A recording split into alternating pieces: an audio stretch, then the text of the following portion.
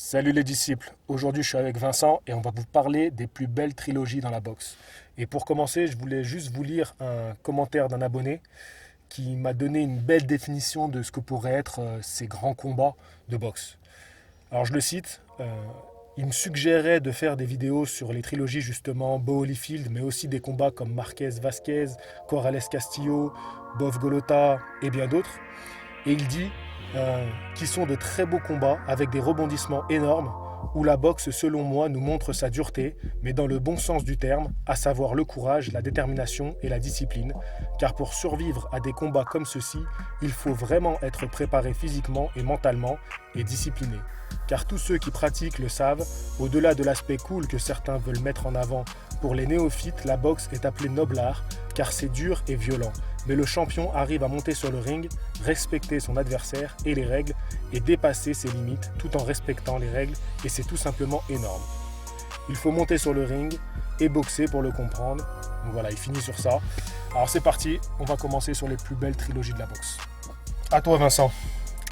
Alors bon, mais déjà bonjour à tous les disciples.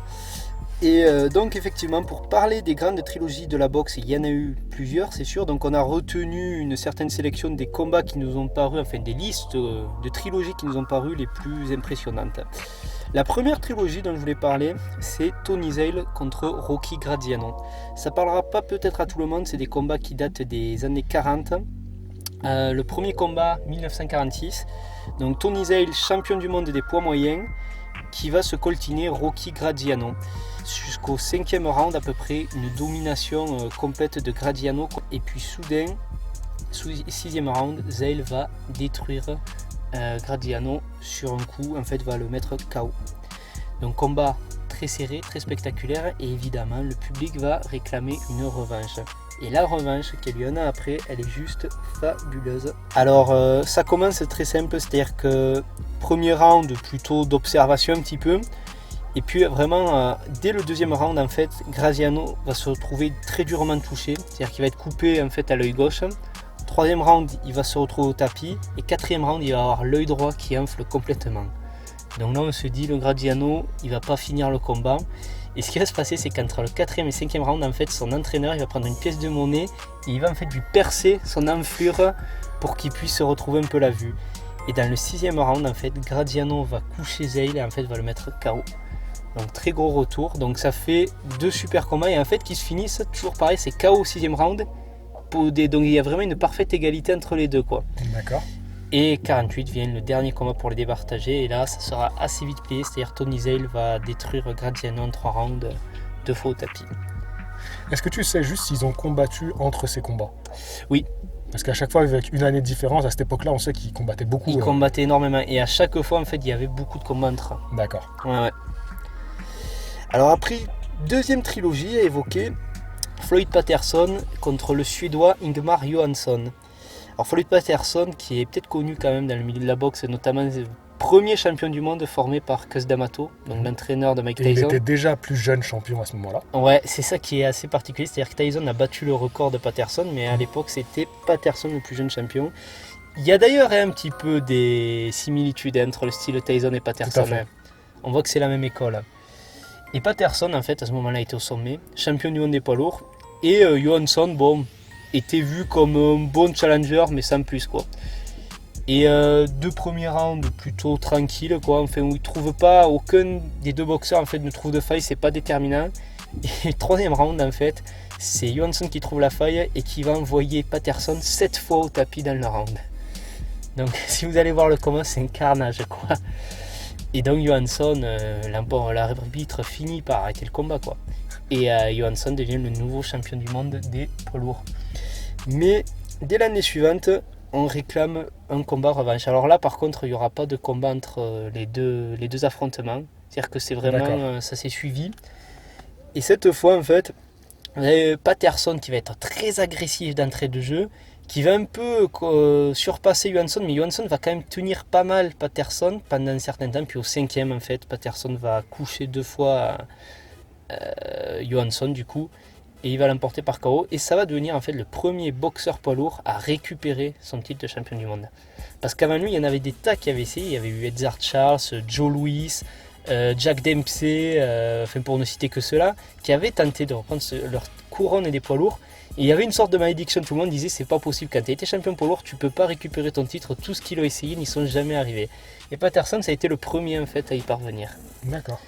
Et bon, évidemment, après ça, on a dit maintenant il faut une belle pour les départager définitivement. Et la belle, c'est le bouquet final, c'est-à-dire que ces premiers rounds, Johansson va envoyer 2 fois Patterson au tapis. Et dans ce même premier round, Patterson va lui rendre l'appareil, va l'envoyer une fois au tapis. Donc 3 knockdowns sur le premier round. Et après, ça a bataillé pendant 6 rounds. Et au 6e, Patterson va mettre KO Johansson, quoi. Voilà, donc Patterson qui sort vainqueur de cette trilogie. De cette trilogie, voilà. Et après ça, on arrive donc aux années 60-70 avec 2 grosses trilogies qui concernent le même personnage, Mohamed Ali. Ouais. Donc par laquelle tu penses commencer, Norton ou Frazier? Non, pour moi elles sont mélangées, donc on peut pas. Il faut qu'on en parle des deux en même temps. D'accord, ouais, je comprends. Oui, c'est vrai que pour l'évolution du combat, oui, c'est. Oui, mais en fait juste pour l'histoire, Ouais, parce que c'est sur la remontée de de Ali. Ali Ouais, qui va croiser la route de Norton, qui voilà. va être le petit caillou dans Voilà, l'engrenage. un engrenage.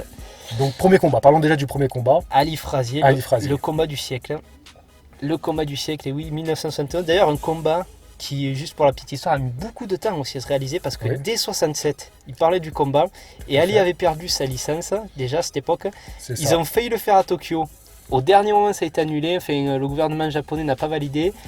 Et au début des années 70, quand Ali n'avait pas encore tout à fait récupéré sa licence, ils avaient parlé à moi de ce combat de le faire sur une île, sur un bateau, voire même dans un avion en plein vol. Enfin, la folie des Alors, années 70, quoi. La folie des années 70 et surtout la magie de Ali qui a été le premier à créer des buzz Ouais, c'est vrai. et à savoir comment manipuler les médias Ouais. et à inventer un peu des histoires, quitte à inventer des histoires pour créer comment dire de l'effervescence autour de ces combats-là. Alors bien sûr, il avait tout le côté politique où il était condamné par Ouais. l'État américain parce qu'il voulait pas aller faire la guerre, tout Voilà, ça. et puis à ce moment-là, des 70, l'opinion s'est retournée contre la guerre du Vietnam, donc lui, il a été un peu vu comme. Il a été très popularisé à ce moment-là, quoi. Tout à fait. Et du coup, donc ce combat-là n'a pas eu lieu. Alors, ce qu'on peut dire quand même aussi, c'est que Joe Frazier a aidé Mohamed Ali à récupérer sa licence de boxeur. Il avait été notamment voir Richard Nixon, à l'époque le président, pour plaider la cause d'Ali. Et ça aussi, c'est intéressant à noter qu'en fait, Frazier et Ali étaient amis au début, il n'y a pas si longtemps, en 67. Ils se connaissaient, ils étaient amis. Et sitôt le combat officialisé, en fait, Ali va se mettre à chambrer Frazier comme il le faisait avec tous ses adversaires. Mais avec Frazier, ça va avoir une saveur particulière parce qu'on sentait qu'il y avait plus que du chambrage derrière. Il y avait quand même de la méchanceté, un peu de la haine. Ça s'est accru par la suite, mais il allait quand même assez loin vers Frazier. Ouais, c'est sûr. Mais Ali était comme ça avec tous ses adversaires. Ouais, mais Avec pas autant, Frazier, je ce trouve. qu'on lui reproche, c'est. Enfin, moi, ce que je pourrais lui reprocher, c'est de jamais avoir montré qu'il n'y avait pas que ça. Parce que derrière, il y avait une histoire commune. Le fait qu'il l'ait aidé, même financièrement, il l'a aidé. Ouais. Et Ali, jusqu'au bout, devant le regard public, il a joué l'ennemi absolu. Ouais, mais on va en reparler après, notamment par rapport à l'évolution de la trilogie. Je pense qu'il y avait vraiment. Moi, je pense qu'il y avait plus que du simple chambrage avec Frazier. Après, du coup, pour revenir au combat, c'est Frazier qui est champion. C'est Frazier qui est champion. Parce qu'il a récupéré le titre que Ali n'avait plus. Ben en fait, ouais, c'était Jimmy Ellis qui l'avait récupéré et Frazier a battu Jimmy Ellis. Et à l'époque, Voilà. on disait à Frazier, t'es super bon, t'es invaincu. Mais t'es pas le vrai champion. Mais si tu veux être le C'est vrai ça. champion, il va falloir Il battre faut Ali. battre Ali. C'est pour ça que d'ailleurs Frazier a aussi voulu faire revenir Ali dans le circuit parce qu'il s'est dit, je vais avoir besoin de le battre Ouais. si je veux prouver. Et ce qui est marrant en fait aussi, c'est que Ali, qui est chambré Frazier, beaucoup de médias lui disaient, ouais, mais vous le prenez pas au sérieux et tout. Et il dit, si, il dit, moi je vais vous dire pourquoi je vais gagner parce que j'ai une motivation qui est 100 fois plus élevée que celle de Frazier. Et je pense qu'en fait, Ali, il avait raison quand il disait ça. Mais à force de chambrer Frazier comme il l'a fait dans la presse, de l'insulter via la presse, il a justement conféré la motivation dont Frazier avait besoin pour pouvoir le battre. Donc parlons du combat qui arrive en 71. Voilà, alors ouais, gros événement. Je crois qu'il y avait des. Je sais plus quel peintre célèbre, un artiste était au bord du ring pour peindre l'événement. Elle existe la peinture de l'événement, vous la trouvez sur internet. Il y avait un pavé de stars. C'était le premier combat qui était diffusé dans autant de pays, il y a plus de 80 pays je crois. C'était énorme. Parlez-en avec des gens qui ont connu cette époque. où la boxe en France n'était pas forcément très... mais ce combat-là, ils s'en souviendront parce que à l'époque, c'était vraiment le combat du siècle. Et sur le ring, ça a été le combat du siècle. Ça a été la guerre. Hein. Ça a été la guerre. Ça a été la guerre et Ali, il a mangé le crochet du gauche de Frazier jusqu'à le faire tomber. Pas pour la première fois de sa carrière, non. Mais première défaite de la carrière d'Ali. C'est ça.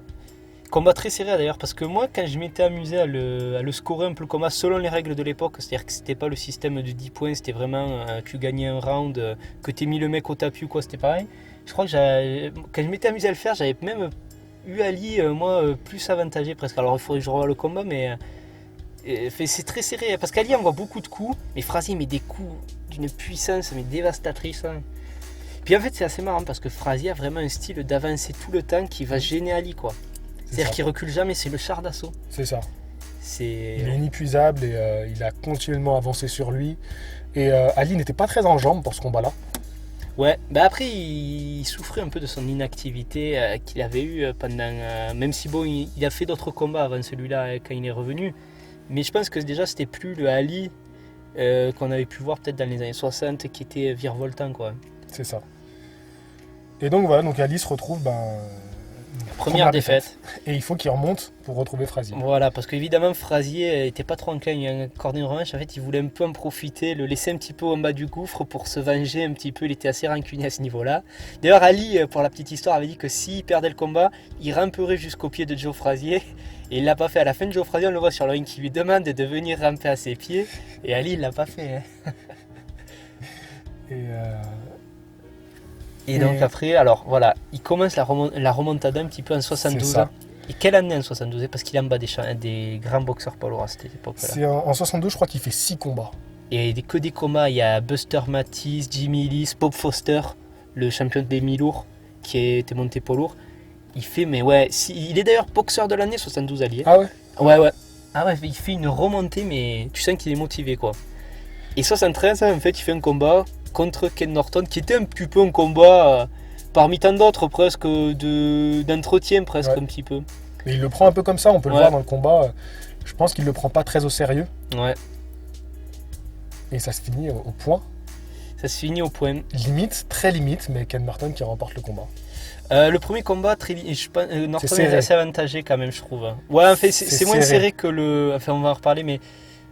Ali quand même, je trouve déjà au niveau de la mobilité, Ali est très... En fait, ce combat il est très stable, il est souvent dans les cordes, Ali. Et bon, je vois quand même que Norton domine. En plus, Norton a blessé Ali, il a cassé la mâchoire dans ce combat. Ouais, c'est ça. On voit bien les images à la fin du combat où Ali se touche la mâchoire, il met les doigts dans la bouche, il lui a fracturé la mâchoire. La mâchoire, ouais. Et alors Norton en plus a réussi à mettre en difficulté Ali parce qu'ils avaient, alors même si c'est pas tout à fait pareil, mais ils avaient un petit peu un style assez proche, enfin basé sur la vitesse en tout cas. Même si Norton avançait plus que Ali. Norton avançait bien avec la main avant qui est assez basse. Ouais. Il avait déjà un style un peu plus moderne, Ken Norton, dans sa boxe. Ouais. Déjà un physique plus moderne, il est beaucoup plus athlétique par rapport aux champions de l'époque, qui étaient surtout des masses. C'est vrai, et lui très dessiné, vous voyez on peut voir son dos, même son buste, très sec. Et c'était pas vraiment les physiques de l'époque, ça. Ouais. Mais oui, et en plus, Ken Norton, c'est marrant parce que ce combat, il y a une interview de Norton où il en parle. Et c'est vrai, si vous regardez le combat, il dit j'avais une technique qui était très simple à ce combat. C'est que je lançais mon jab et Ali se découvrait pour riposter et moi je le cueillais avec ma droite. Et ça, il va le faire, mais plein de fois dans le combat. Et ce qui est fou, que Ali, qui est quand même un boxeur très intelligent, va se faire prendre. Mais à chaque fois, il tombe dans le piège.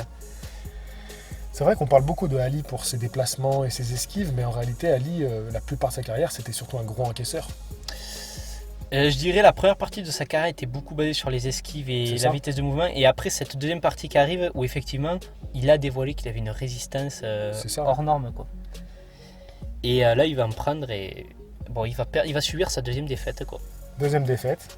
Et à ce moment-là, on lui proposait un combat contre Frazier. Ouais, parce que Frazier était déjà tombé contre Foreman, je crois, non, ce moment-là. C'est ça. Frazier va perdre, lui, sa ceinture contre Foreman. Ouais. On en reparlera quand ils vont s'affronter, Frazier et Ali pour le second combat. Mais du coup, on lui proposait ce combat-là, mais Ali a tenu à faire son combat revanche. Voilà, il a dit, je veux d'abord battre Ken Norton, et après je m'occupe de Joe Frazier, et après je m'occupe de Foreman. Voilà. Et donc du coup, il va reprendre Ken Norton. Voilà, et là il va faire un bien meilleur combat déjà au niveau des déplacements. Beaucoup plus mobile. beaucoup plus mobile. Les premiers rounds notamment, il va dominer complètement les premiers rounds. Norton va plus revenir en deuxième partie du combat. Le combat va être serré. D'ailleurs, il va y avoir... Ali va l'emporter sur une décision partagée.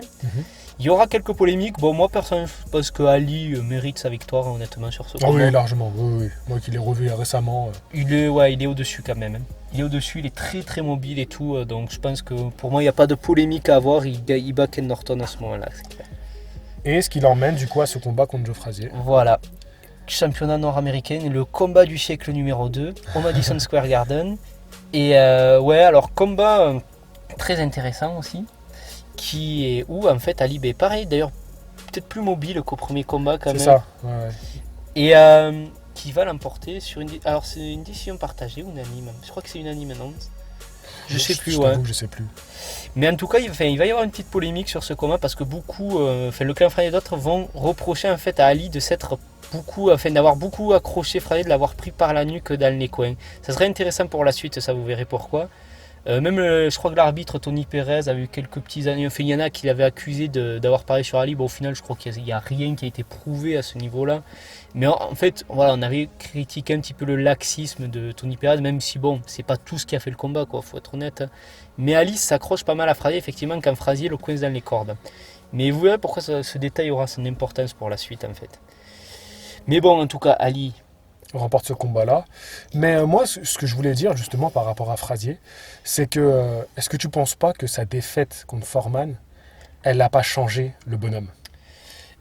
Inévitablement, surtout quand vous voyez quelle défaite c'est, vous vous dites qu'il a... Il perd en 2 rounds et il va 6 fois au tapis. 6 fois au tapis, c'est un massacre. Carnage, c'est un massacre. C'est un massacre. Surtout un encaisseur comme Joe Frazier, de le voir tomber. D'ailleurs, il se relève à chaque fois et c'est ça qui est fou. Et c'est l'arbitre qui finit par arrêter, mais à chaque fois, il se relève. Ouais, mais Foreman, et puis on dirait une telle simplicité. Ouais. On a l'impression que c'est tellement facile. Ah ouais. Mais à un moment même, c'est le 4e knockdown que Frazier il essaie de partir en courant, il est coincé dans les cordes et que Foreman il le cueille. Ouais, c'est ça. Enfin, il part on a l'impression qu'il court, mais c'est qu'il trébuche un peu. Ouais. Donc il fait des petits pas en avant et il l'assomme encore. Ouais. Il le jette plus au sol qu'un coup, mais enfin bon, et c'était juste pour dire, voilà, parce qu'on reste sur les trilogies. Ouais. Mais c'était pour dire que je pense que Frazier, cette défaite, parce que surtout que lui, il a combattu, je crois que 3 fois entre les 2 combats. Tu veux dire il a très peu combattu. Entre le premier combat contre Ali et contre le second combat, je crois qu'il a 3 combats. Ouais. Et bon, après, c'est parce que c'est un rythme de champion du monde. Et Ali n'était plus champion du monde, donc c'est pas pareil. On a plus de combats quand on n'est pas champion du monde. Même pour l'époque, quand même, pour un champion du monde, c'était peu. Il avait fait qu'un combat en 72. C'est d'ailleurs pour ça que Foreman déjà devait le rencontrer en 71 et Frazier en fait l'a fait poireauter jusqu'en 73. Il combattait très peu. Il a repris un rythme un peu plus après, quoi. Voilà. Et donc je pense que moi, à mon avis, Frazier il a été traumatisé par cette défaite et que c'était plus le même quand il a rencontré Ali pour le 2e combat. Ouais, c'est possible aussi. Ali a toujours eu cette force de revenir après des défaites ou après des durs combats. Et je pense que pour Frazier, ça a été plus difficile. Ouais, mais on va reparler après, ça n'a pas été... il est quand même gardé de bons restes, le Frazier. Puisqu'alors, c'était en 74 ce combat, avec Frazier, ce 2e combat. Puis après ça, il y a le fameux combat, Ali Foreman, dont on ne va pas trop reparler. L'histoire, on le connaît. Voilà, Ali qui récupère le titre face à Foreman. Donc, qui redevient champion du monde, qui retrouve son aura. En 75, il fait des défenses d'ailleurs prestigieuses, notamment contre Ron Nile. Et il commence à y avoir des gens qui disent au final, pourquoi pas régler aussi le contentieux avec Frazier? C'est-à-dire qu'on se dit, ils ont chacun une victoire au point l'un contre l'autre, faudrait résoudre le truc. Mais au moment où ça arrive en 75, il y a beaucoup de gens qui... Alors c'est organisé par Don King à Manille, le Three Line Manila, Frisson à Manille. Il y a beaucoup de gens qui disent, ouais bon, ok, c'est bien de le faire, mais Frazier... Il y en a beaucoup qui pensent qu'il va pas passer les 5 rounds. Parce qu'ils disent... Il a pris des défaites, c'est plus le même. Et Ali, il est revenu lui un peu, il est au champion. Il va en faire qu'une bouchée. Et c'est notamment sur ce combat-là qu'il va y avoir le plus de virulence entre Ali et Frazier. Il y a un documentaire là-dessus où on voit tout ça, c'est assez incroyable, quoi. La virulence d'Ali avant le combat. La haine, tu veux dire, entre les deux avant que le combat ait lieu? Ouais, Ali notamment qui tape dans des peluches de singe en disant que c'est Frazier. À un moment, il y a un truc aussi où il était allé avec un pistolet chargé à blanc, apparemment qu'il avait tiré et tout. Ali voulait faire craquer Frazier psychologiquement, quoi. Ouais, enfin... Ils en parlent en tout cas dans le documentaire. C'était avant, c'était contre Liston, ça. Quand il voulait se combattre Liston. Ah non, parce que Liston, oui, mais ça c'est une autre histoire, qu'il avait sorti un pistolet chargé à blanc. Mais Ali a fait ça en fait en 75 aussi. Ah, c'est Ali qui a fait ça? Non, mais Avec le pistolet. face à Frazier. Ouais. Après, oui, non, l'autre histoire, oui, c'était Liston, c'était il y a longtemps, ouais, ouais. Mais enfin, bref, il y a eu beaucoup de trucs. Et pendant un moment, même, je crois qu'un peu avant le combat, Frazier, il avait un petit peu disparu de la circulation de Mandy. Il y en a qui croyaient qu'il avait craqué. Et en fait, il s'était un peu isolé pour s'entraîner comme un fou et tout. En fait, ça y a conféré, comme d'habitude, en fait, ça y a conféré une super motivation. Et donc arrive le jour du combat. Dans une véritable fournaise, cette arène d'ailleurs. Ouais. Il y avait une chaleur, je crois, dans les 40 degrés ou un truc comme Ouais, ça. c'est ce qu'ils disent. Ça explique le malaise en fin de combat. Ouais, c'était énorme. C'était une fournaise. Les gens disent, on rentrait là-dedans, on était déjà en sueur, quoi. Ouais. Et même Ali, alors qu'il provoque comme d'habitude, qui prend d'entrée de jeu le trophée qui est réservé au vainqueur. Et puis le combat commence. Et je sais pas si tu as remarqué, si tu te souviens comment ça commence ce combat. Que Ali, qui d'habitude bouge, il va tout droit sur Frazier là et il l'arrose. Il veut le détruire, quoi. Oui. Mais pour moi, ce combat-là, c'est un vrai combat de dinosaures. C'est-à-dire Ouais. qu'ils se sont mis sur la tronche. Alors c'est là parce que les premiers rounds d'Ali va me faire plein la tête à Frazier et les gens vont me dire bon voilà c'est clair Frazier va pas tenir. Et puis au troisième round Frazier il riposte et il fait mal à Ali mais et tout le combat après ça va être souvent beaucoup considèrent que c'est le combat le plus violent de l'histoire de la boxe parce qu'ils vont se mettre de ces parpaings et puis en plus ouais c'est un combat qui est vraiment c'est comme tu dis c'est il y a presque plus de mobilité, ils sont face à face et ils se tapent quoi mais Ouais, moi, c'est celui que j'aime le moins, le combat. ah ouais mais moi je pense que c'est mon préféré du coup Parce que, franchement. en fait, tout le monde l'adore. Mais pour moi, c'est deux gars qui sont sur la fin. Et alors oui, ils font un combat de dinosaures dans les deux sens du terme. C'est deux anciens qui se rencontrent, mais en même temps, un combat monstrueux. Mais ils sont plus dans leur superbe. Oui, c'est vrai. Mais après, je veux dire, voilà, quoi, l'intensité qu'il y a. Mais il y a une intensité de fou, hein, c'est sûr. Quoi. Et en fait, voilà, ce qui va se passer, c'est que Ali va en prendre pas mal sur tout le combat. Puis dans les derniers rounds, vraiment, il revient. Il va amocher Frazier, vraiment, il va lui fermer les yeux. Alors, en plus, on a su après ça que Frazier, apparemment, avait toujours eu un déficit à un œil. Il avait commencé la boxe, mais apparemment, il avait des problèmes à un œil déjà qui remontait. Et là, en fait, à la fin, il ne voit plus rien d'ailleurs. Il a la boule, vraiment, l'œuf ouais. de pigeon sur le front. Mais énorme, il est vraiment déformé, ouais. Frazier. Et c'est alors, on est au 14e round, il manque plus qu'un round. À l'appel du dernier round. Et là, en fait, il se passe alors un truc assez extraordinaire apparemment. C'est que Ali était sur le point d'abandonner. De ce qu'on a dit, qu'il a dit à son entraîneur Angelo Dundee, coupe mes gants. Et en fait, avant qu'il ait le temps de s'exécuter, Dundee, le clan Frazier arrêtait alors d'une façon différente. C'est-à-dire que Frazier voulait continuer, c'est son entraîneur Eddie Fetch qui enlève les gants de force pour le forcer à arrêter, quoi. Quand Eddie Fetch a dit je te enlève les gants, Frazier il a dit si tu fais ça, je te jure, je t'en voudrais toute la vie, quoi. Ouais, mais bon, il est vraiment cuit. Hein. Ah oui. Mais du coup, Frazier, c'est pour ça que lui, en fait, il s'est toujours, lui personnellement, considéré comme vainqueur parce qu'il a dit moi je voulais pas arrêter et lui il voulait arrêter. Et Ali, il lève le bras à la fin, tu vois, il tombe, il finit. Et il s'écroule. Et Ali, il lève les bras, s'écroule. Ouais. Il est allongé sur le ring. Ça dure quelques secondes. On lui amène un tabouret. Il s'assoit sur le tabouret. Ouais. Et il donne l'interview d'après-match. Ouais. Assis sur le tabouret, complètement affaissé. C'est très impressionnant comme image. De voir Ali comme ça, qui lui soignait son image comme personne. Hein. Ah ouais, là, il est... Et là, il cherche même plus à soigner son image. Il est complètement cuit. Et d'ailleurs, dans le combat aussi, un truc que j'ai pas précisé, c'est qu'au début, il commence à provoquer un peu Frazier, comme il faisait avec Foreman, c'est-à-dire qu'il le frappe, il fait vas-y. Et puis à partir du 6e round, tu vois qu'il est tordu de douleur, qu'il arrive même plus à cacher, quoi qu'il est... Et ça devient vraiment... Et après le combat, il témoigne pour la première fois du respect envers Frazier. C'est-à-dire qu'il s'excuse, il dit ouais, c'est vraiment... Mais bon, après, voilà, quand ça a été... Ils ont été tous les deux amenés à l'hôpital après ce combat. Et on a dit que, en fait, les mecs ont dit, ouais, il y en a un qui aurait pu y passer, quoi. C'était incroyable. Oui, c'est le genre de combat où on peut y rester. Surtout que tous les deux ont mal fini. Hein. Ouais. Ils sont pas morts si vieux, quand même, faut quand même le dire. Ouais. Mais Frazier, et ils ont été esquintés par la boxe et ils finissent quand même dans un très sale état. Ouais. Ah, ouais. Et ce combat-là, pour moi, c'était déjà des combats quand même de trop. Hein. Mais moi, je crois que c'est Larry Holmes qui parlait de ce combat, qui disait, moi j'adore la boxe, bien sûr. Larry Holmes, il dit, mais ce jour-là, il dit, j'avais détesté la boxe parce que je trouvais que ce combat, c'était allé mais à un niveau quoi, de violence quoi, qui était assez incroyable. Quoi. Ouais, enfin bon, lui, Larry Holmes, il n'est pas pour rien dans l'état de Ali. Hein. C'est vrai, c'est vrai. Parce que c'est quand même lui qui l'a tartiné C'est vrai, c'est sur vrai. la fin. Hein. Et oui, mais Ali était revenu pour le chercher. Il aurait dû rester à la retraite, Ali. Il aurait pas dû Bon, le ceci prendre. dit, je pense que franchement, même si c'était avant Holmes, déjà, je crois qu'il commençait à avoir des problèmes, Ali. Parce qu'il avait pris déjà beaucoup. Oui, oui. Ouais. Et donc après ça, il lui restait qu'un truc à Ali, vu qu'il a gagné ce combat, donc il reste champion. Il lui manquait à taper Ken Norton, quoi. Et voilà, on arrive au troisième combat. Troisième contre combat. Ken Norton. Et donc combat en 15 rounds, c'est leur premier combat en 15 rounds, du coup, parce que c'est leur premier combat pour un championnat du monde. Et c'est Ali qui va remporter le combat. Alors moi, personnellement, ce combat, si vous me demandez mon avis, moi je trouve que pour moi, c'est un des plus gros vols de la boxe. Pour moi, Norton... Il l'a remporté. Ah, complètement pour moi. C'est lui qui fait le combat, il fait qu'avancer. D'ailleurs, regardez le combat, à la fin, tu vois Norton qui fond en larmes, et tu vois Ali qui a même l'air gêné, quoi. D'ailleurs, je crois qu'il donne pas d'interview, Ali, il rentre direct dans son vestiaire, il sourit. Enfin, après, regardez le combat pour vous faire votre idée, mais pour moi, je vous le dis honnêtement, enfin, pour moi, Norton s'est fait voler, mais d'une façon incroyable, quoi. Ouais, mais bon, Il avançait, en fait, ça ressemble un peu au premier combat, c'est-à-dire qu'Ali passe quasiment son temps dans les cordes. Et il fait des belles choses aussi Ali dans ce combat, mais il en fait pas assez clairement pour le remporter. Ouais. Voilà, donc cette trilogie donc, mêlée entre Ken Norton, Frazier et Ali.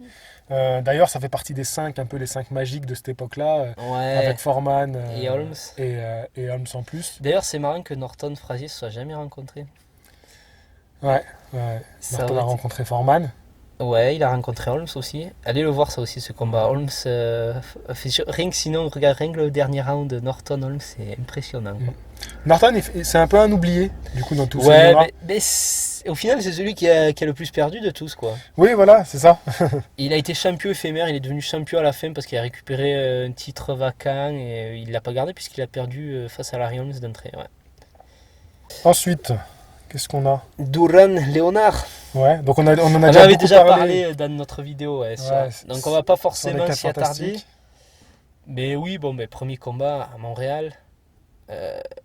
À l'époque, donc Léonard invaincu, champion du monde. En 1980. On est en 1980. Duran qui a fait régner la terreur chez les poids légers, qui débarque chez les poids welter. Et pareil, une guerre qu'ils vont nous offrir. Très serré à ce combat aussi. Hein. Franchement, Duran gagne de très peu. Ouais.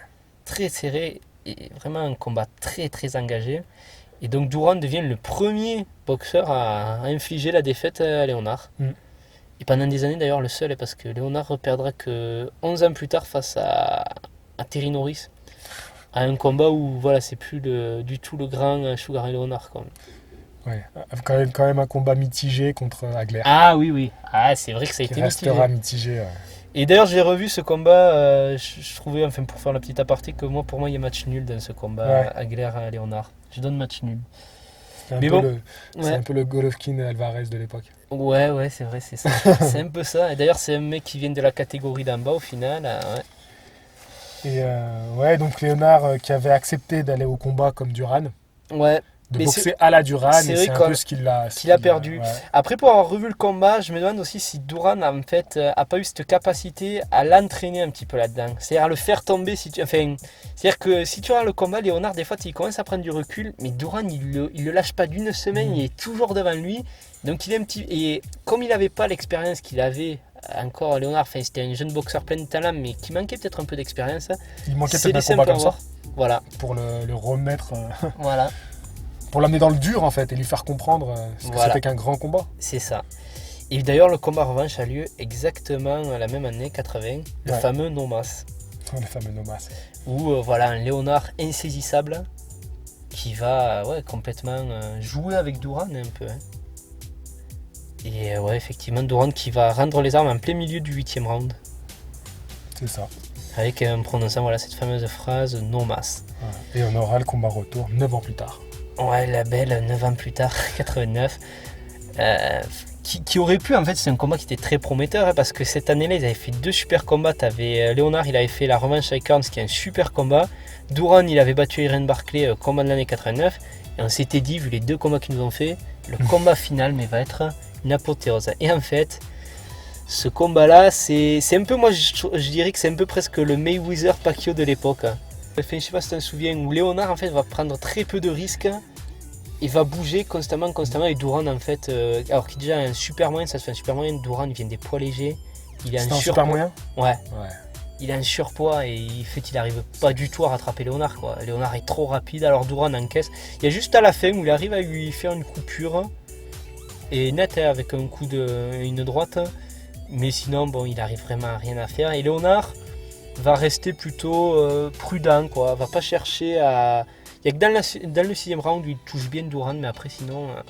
D'ailleurs, les gens ont eu à la fin du combat parce que bon, ils avaient pas trouvé ça spectaculaire, quoi. C'est là qu'on voit aussi les limites des changements de catégorie. Ouais, Duran, ouais. quand même, il vient de très très loin et c'était trop. C'était trop. On l'a vu aussi avec Oscar de la Hoya jusqu'en moyen. Ouais, ben le Bon, combat. c'était limité quand même. Bah, Non. il était grand, donc Ouais, il a pu faire beaucoup de c'est vrai, KT, c'est vrai. mais c'était trop. Le de là où il y a moyen, franchement, il n'y aura pas. Voilà quoi. Mais oui, c'est vrai. Donc, du coup, après, on a quoi comme trilogie? Bah, les années 90, on a Evander Holyfield contre Riddick Bowe. Voilà. Donc, ça, c'est peut-être ma préférée trilogie, ça, je Ouais, crois. super trilogie. Ouais. C'est vrai qu'elle est impressionnante. Pour ceux qui l'ont pas vu, allez voir ça. C'est des C'est combats fabuleux. monstrueux. Le premier combat, ouais, 92, c'est Holyfield champion, invaincu à l'époque. Bowe challenger invaincu. Et les gens voulaient Bowe champion parce que Holyfield, en fait, ses derniers combats n'avaient pas été forcément super spectaculaires, notamment le dernier contre un vieux Larry Holmes, où il va arracher une victoire au point Holyfield, mais avec assez de difficultés. Ouais. Et les gens disaient, ouais, il faudrait. Enfin, surtout, il y avait la nostalgie de Tyson qui, à l'époque, donc, est plus là, quoi. Ouais, parce que Evander Holyfield a récupéré les ceintures à Buster À Douglas, Buster Douglas. qui avait battu Tyson. Voilà, et les gens disaient. Holyfield a battu un Douglas qui était très peu en forme si vous regardez le combat, et Douglas lui-même avait battu un Tyson qui était hors de forme, quoi. Ouais. Donc on se disait il faudrait qu'il y ait un combat Holyfield-Tyson, et bon, au final ce combat éternellement reporté n'a pas lieu puisque Tyson après va aller en prison, La prison, ouais. et on voyait un Bowe un peu comme le successeur de Tyson parce que c'était un gros puncher aussi, invaincu au moment. Un gros bagarreur. Un gros bagarreur. Ouais. Et ce combat 92, mais il est fabuleux. En plus, ça commence parce que c'est marrant. Riddick Bowe, c'est un peu un diesel. Il commence lentement, il est toujours passif. Tu vois, le début de combat, c'est Holyfield qui fait tout et Bowe, il réplique pas. Puis à partir du 3ème, Bowe, il se met à envoyer des deux côtés, mais ça part. Ce combat, il est fou. Il est complètement fou. Ah ouais, et le 10ème round notamment. Je sais pas comment ils arrivent à tenir debout, les mecs. Surtout Holyfield, dans le 10ème, il est très très durement touché. Et Bowe, il fait un peu du Wilder à ce moment-là. Il se jette sur lui, il balance des coups dans tous les sens, il le touche. Et Holyfield debout, et puis en fait Bowe s'est complètement usé à essayer de le tomber, et Holyfield reprend la main et repousse Bowe dans les cordes, et puis au moment où il essaie de lui donner le coup de grâce, Bowe se baisse et il revient par derrière avec une droite, et il envoie Holyfield au tapis. Et Holyfield se relève, et puis il finit le combat, et Bowe qui gagne, logiquement, je pense quand même, il a été plus dominant dans le combat, même si c'est un combat serré. Déjà c'est une opposition physique, et Bowe était quand même beaucoup plus, physiquement, était beaucoup plus gros qu'Holyfield. Bah, Holyfield, il vient des lourds légers. Des lourds légers. Hein. C'est ça qui est assez. Moi, j'ai des gros doutes quand même sur Holyfield. Mais on en avait parlé. Parce que comment il est arrivé des lourds légers. Ouais. Bon, ça se faisait plus à l'époque. Maintenant, on le fait encore un peu. C'est toi qui disais que c'était un peu les prémices à la boxe poids lourd. Souvent, ils deviennent champions chez les lourds légers. Ouais, Et ensuite, à ils passent cette chez les époque-là. Maintenant, oui, c'est un peu moins vrai vu l'évolution des gabarits des poids lourds. C'est sûr. Mais on se demande comment il arrive à tenir la distance contre des vrais lourds. Ouais. Bon, après, on a parlé des polémiques d'Holyfield sur les hormones et tout, enfin, sur Il les avait des stéroïdes. soucis de cœur.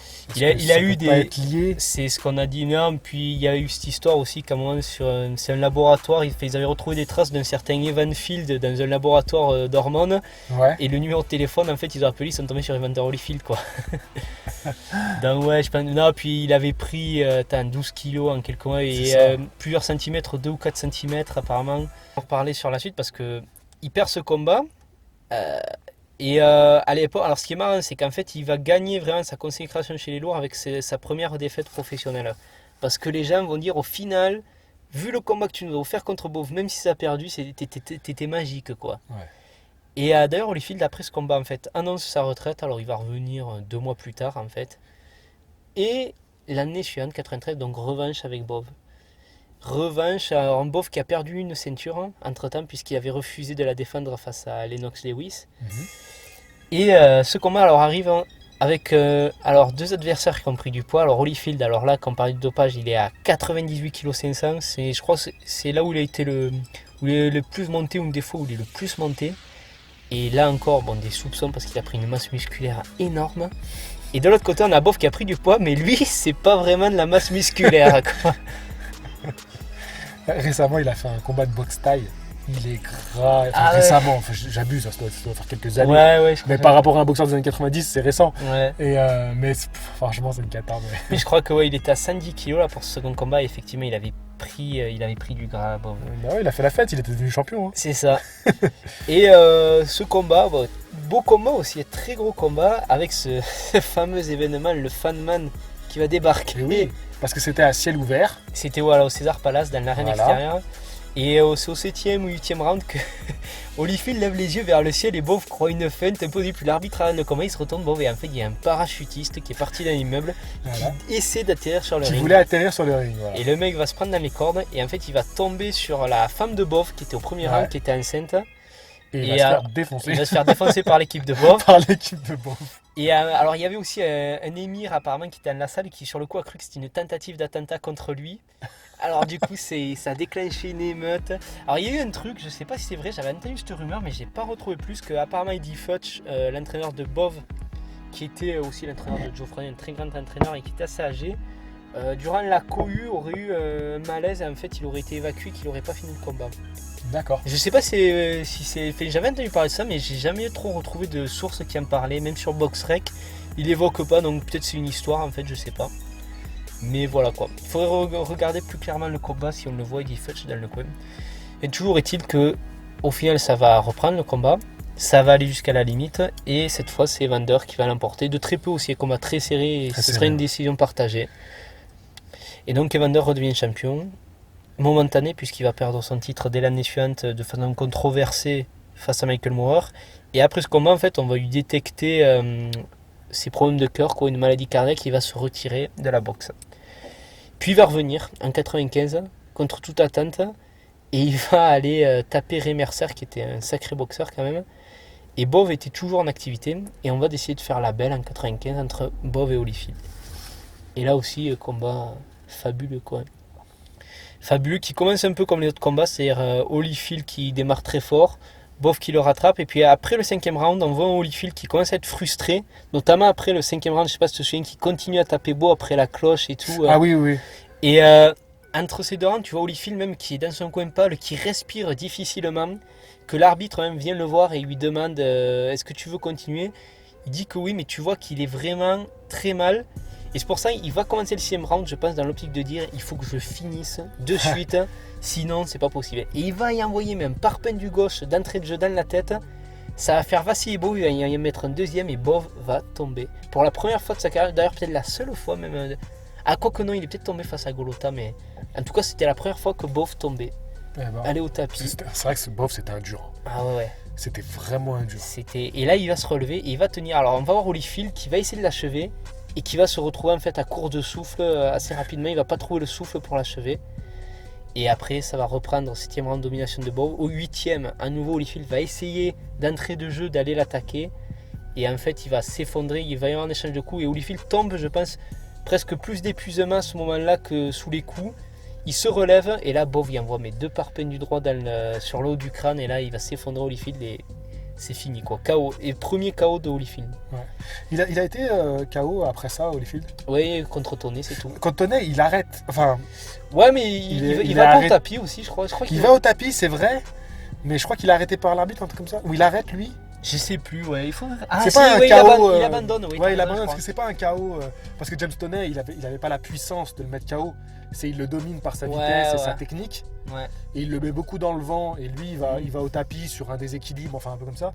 Mais c'est pas un KO comme Bov. Bov, il le met KO. quoi. Bov, ouais, vraiment le met KO. Et ça a été, oui, ben, alors, ouais, la seule et unique fois quoi, dans sa carrière, Holyfield. Ouais, je crois que c'est la seule fois où vraiment il y a un mec qui réussit à le mettre KO. Ouais, parce qu'Holyfield, c'était un sacré encaisseur hein, aussi. Ouais, non, mais franchement, il fallait lui arracher la tête pour qu'il arrête d'avancer. Mais quand même, on voit qu'il est resté longtemps aussi dans le milieu de la boxe pro. Il a combattu jusqu'à 48 ans, je crois. Il est resté tard et toujours avec une forme incroyable. Hein. Ah, quand Une tu regardes forme son combat olympique, hein. contre Valouev, il avait 48 ans. Ouais, c'est vrai. Hein. C'est vrai qu'il a même fait partie de cette génération-là. Et ouais. Ça aurait été pas mal un Holyfield Klitschko. C'est vrai que Ça ça aurait aurait été pu, pas hein. mal. Ouais. Bon, et ben Bof, du coup, vainqueur de cette trilogie. Ouais. Et pourtant, celui qui passe le plus à la postérité, au final, c'est Holyfield que Ouais. Bof. Hein. Ouais. C'est. Voilà. Donc, voilà pour cette trilogie. Alors, après, on a. Dans les années 90, on a Norris contre Santana. Norris contre Luis Santana. Mais je crois qu'ils se sont tous enchaînés en 95 ou entre 95 et Alors, 96. premier en 94 et Ah, les deux suivants en En 95. 95, d'accord, autant pour moi. Donc premier combat, Norris qui en fait qui était largement favori pour ce combat, il va se retrouver au tapis dans la troisième reprise. Et après ça, Norris au quatrième round, il va perdre un point suite à un coup de tête qui apparemment paraît pas très involontaire et qui va ouvrir une coupure en fait sur le visage de Santana. Et puis au round 5, Norris va faire à nouveau un sale coup, c'est-à-dire coup du lapin, et là il va être disqualifié. Donc ce combat, les gens vont dire, bon, Norris il a fait l'idiot, mais au final c'est lui qui aurait dominé même s'il est allé au tapis, donc on va exiger une revanche. Et la revanche va avoir lieu, et en fait, Norris va envoyer Santana au tapis effectivement dans le deuxième et troisième round, et en fait au troisième round, il va frapper Santana après la cloche et va le mettre KO. Sauf que c'était après la cloche, donc il va à nouveau se faire disqualifier. Donc 2 défaites d'affilée, disqualification. Et puis après on dit, bon, il est supérieur, on lui propose une troisième chance. Et troisième chance, là Norris, premier round, il va très durement toucher Santana, puis au deuxième, il va l'envoyer 3 fois au tapis, là ça va être fini. Victoire par KO technique au deuxième round. Mais 2 fois, ouais, disqualifié. Ouais, j'irai voir, je connais pas cette trilogie. Mais elle est J'irai pas la très voir. connue, ouais. Mais c'est pas mal, les remarques. En plus, c'est des beaux combats, et malgré les coups bas, ça reste quand même quelque chose d'assez intéressant. Alors après, on arrive à Barrera. On arrive aux années 2000 et Barrera contre Morales, Ah ouais. que j'ai découvert, enfin j'ai regardé du coup pour préparer cette vidéo, j'ai regardé qu'un combat, le premier, combat de l'année. Ouais. Quel combat. Ah oui, vraiment Combat un de guerrier. Mexicains. Ouais, c'est ça, combat de Mexicain, c'est exactement ça, combat de guerrier. Et Barrera qui va à la fin arriver à envoyer Morales au tapis.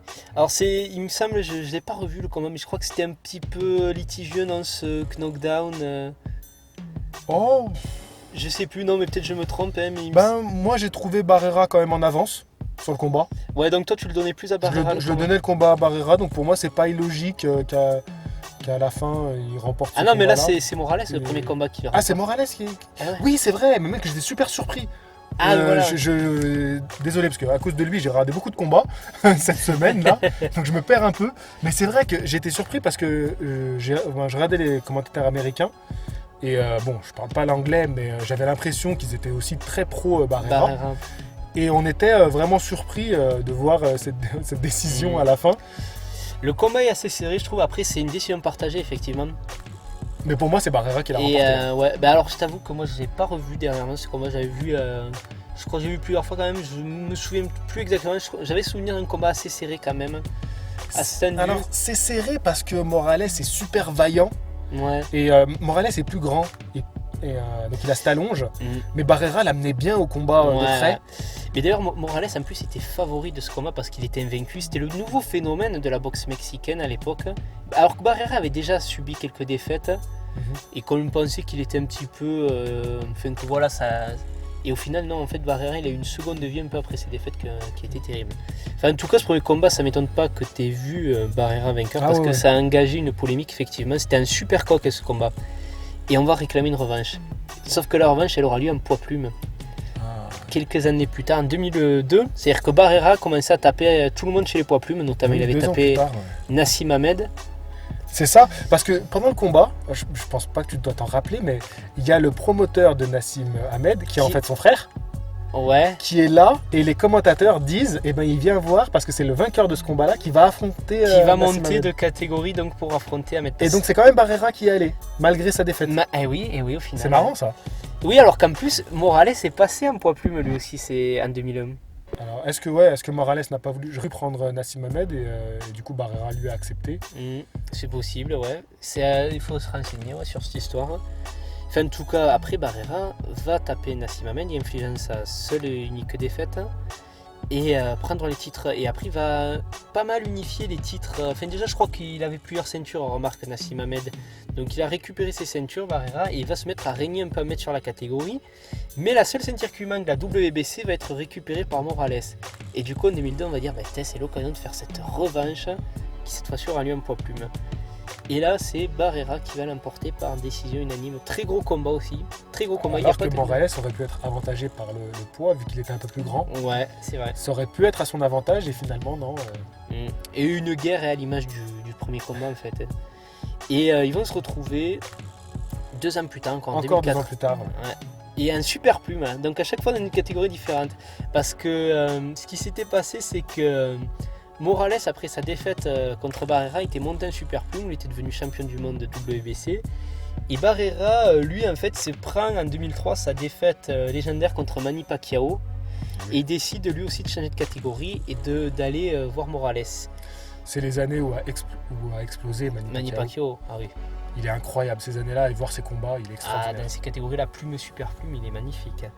Et donc en 2004, on se dit, voilà, on fait la belle. Alors Morales, les gens se disent, il avait fait, c'était mitigé parce qu'il avait perdu le dernier combat, mais on se disait, Barrera, après sa défaite contre Pacquiao, peut-être qu'il va plus être le même. Mais à nouveau, c'est Barrera qui va l'emporter par décision unanime et qui va prendre le titre à Morales. Donc en étant objectif, c'est Barrera qui a remporté tous les combats. Complètement. Mais eux aussi, c'en était 2 qui s'aimaient pas. Il y a eu, ils se sont battus en conférence de presse. Allez voir aussi ce que disait Morales sur Barrera. Ça avait l'air, j'ai vu dans le premier combat, j'avais l'impression qu'ils s'aimaient pas beaucoup. Ouais. Parce qu'en général, les boxeurs quand même se touchent les gants, tout ça. Et lui, Barrera, je crois que Morales lui tend le poing, et Barrera, il fait aucun signe pour tendre le poing. Mais à un moment, il y en a un aussi, parce que Barrera aussi, attention, c'est une tête de cochon. C'est dans le troisième combat pareil, suite à un coup bas de Barrera, je crois. Morales lui tend la main, leur dit bon allez, on tape le gant. Et non, c'est Barrera qui lui tend le bras pour faire style, on tape le gant. Morales dit pour une fois qu'il est beau joueur, il lui tend le gant. Et Morales fait mine de Barrera fait mine de se recoiffer. Vraiment, c'était. Et alors, le pire, c'est que vous allez voir l'interview. Morales dit de Barrera, j'ai jamais autant haï quelqu'un de ma vie, c'est un vrai fils de. Voilà. Et Barrera lui dit non, moi j'avais pas de haine particulière envers lui, non, personnellement. Barrera dit ça ? Ouais. D'accord. Mais je sais pas si c'est pour troller qu'il dit ça, tu vois, limite. Ouais. Et voilà. Ok. Mais grosse trilogie, grosse trilogie. Ah ouais, d'ailleurs, 2 combats de l'année, le premier 2000 et 2004, le troisième combat de l'année. Ouais. De toute façon, tous les combats de l'année, c'est des combats à voir, parce qu'ils sont en général, c'est Ring Magazine, ils voient juste. Hein. Ouais, c'est sûr, oui. Ah, oui. Après, du coup, on passe. C'était sensiblement en même temps, Gatti Ward. Voilà. Des combats qui n'auraient pas forcément payé de mine. Là-bas, enfin, le premier combat, on ne serait pas forcément. Quoique, il avait fait des beaux combats, Ward, quand même. Ouais, mais c'est quand même pour les 2 boxeurs les combats de leur vie. Ah oui, non, mais on est d'accord. Mais à la base, je veux dire, qu'on propose ce combat, bon. Oui, voilà.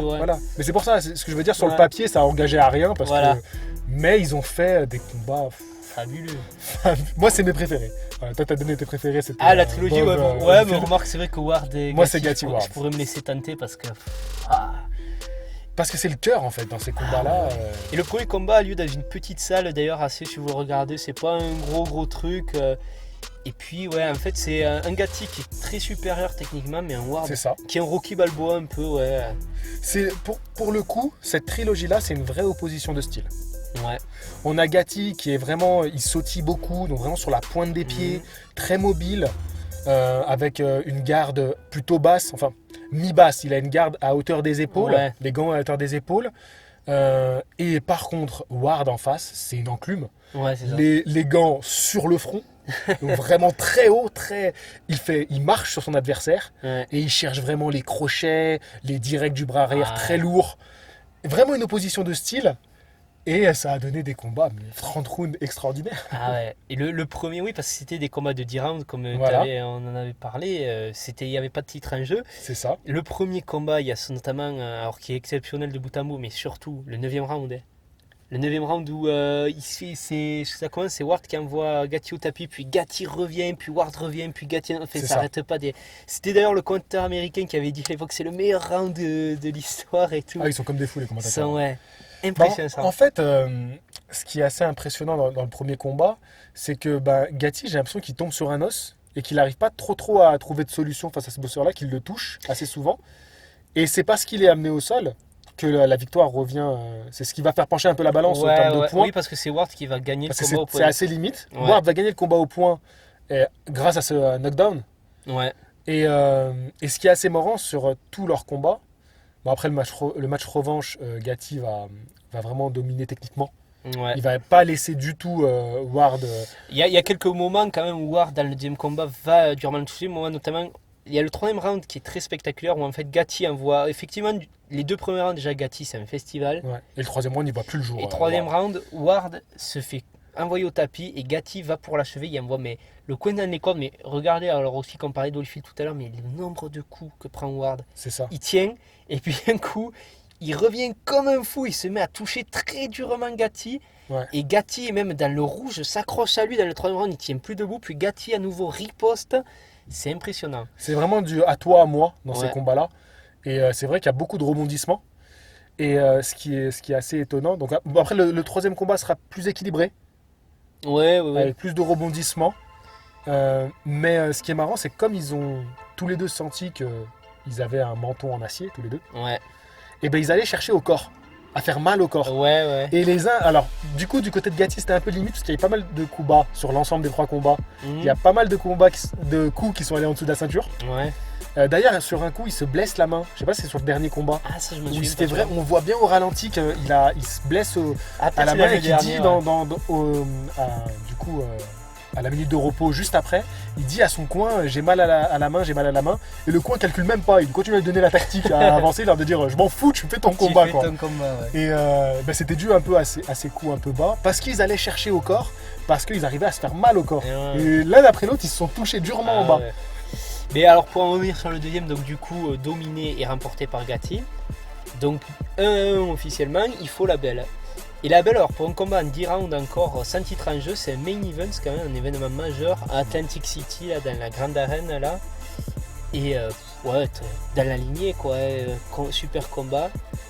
Plus équilibré effectivement comme tu l'as dit, même Ward va réussir à envoyer Gatti au tapis dans la 6ème reprise. Alors qu'il est pris dans les cordes, Ward, il va lui décocher une gauche et Gatti va tomber. C'est vrai, ouais. Mais et ce combat se finit. Ah ouais, le dernier round, Le dernier round, c'est la folie. Et pour dire à quel point c'est la folie, je sais pas si tu as revu les images récemment, à 25 secondes de la fin du combat, ouais.